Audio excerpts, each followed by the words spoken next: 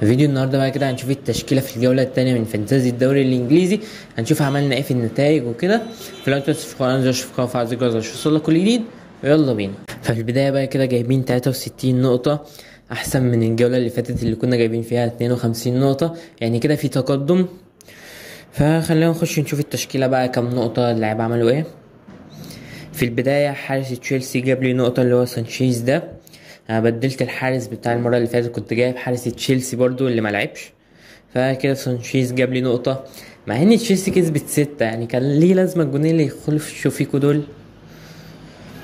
خط الدفاع بقى يعتبر اعلى واحد هيبقى جايب لي نقط، هو جابرييل 6 نقط من ارسنال. كونسا نقطة واحدة، يعني انا بفكر والله ابيع كونسا، يعني الجولتين ما عمليش اي حاجة، نقطة ونقطتين ما عملش اي حاجة. وبيرن مع تعادل نيوكاسل جاب لي نقطة واحدة بس يعني هكمل معاه. في نص الملعب بقى قدوس جاب لي 3 نقط، مش عارف بقى ابيعه ولا لا، يعني احتمال كبير قوي ابيعه الجولة دي واجيب واحد تاني، ممكن اجيب لاعب من تشيلسي بقى.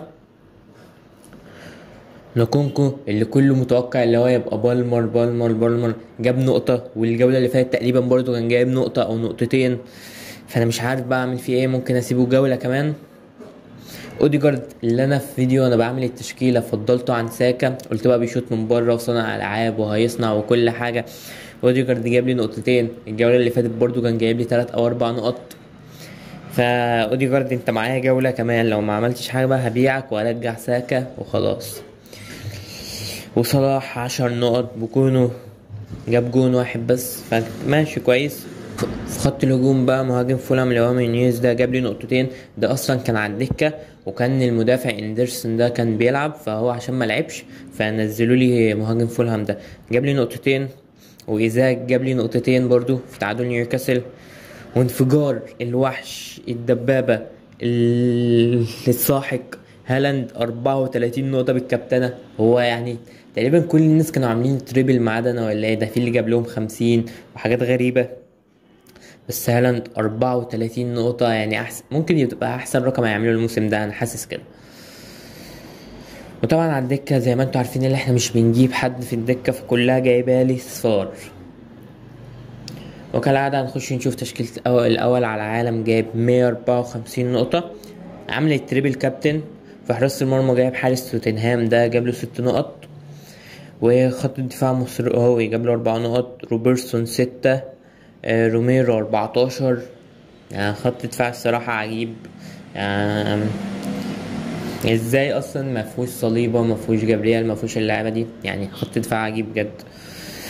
في نص الملعب بقى يعني سميث رو ليه، يعني انت جايب سميث رو ليه؟ 10 نقط. صلاح 10 نقط، اللي هو بتاع تشيلسي اللي جاب الهاتريك ده مدير كده جاب له 20 نقطة. 20 نقطة، يعني حد كان واثق في لعيبة من تشيلسي اصلا. بوين 8 نقط. سون 16 نقطة، أنا نفسي أجيب سون، أنا عمري الموسم اللي فات ولا الموسم ده جبت سون، نفسي أجيبه بجد. هالاند بالتريبل كابتن جاب له 51 نقطة. 51 نقطة. وويلبك جاب له 9 نقط. وعلى الدكة طبعا مصفرة مفيهوش غير الواد بس جاب له نقطة اللي هو كريستوال ده. فبس كده دي كانت التشكيله بتاعتي في الجوله التانية. مستني صح في الكومنتات ابيع مين واجيب مين، بس احتمال كبير لا ابيع محمد قدوس واجيب لاعب تاني. فلو انت تشوف قناه تشوف فعل زر الجرس عشان يوصلك كل جديد، واستنى نتائج الجوله التالتة بعد ما الجوله تخلص على طول. وبس.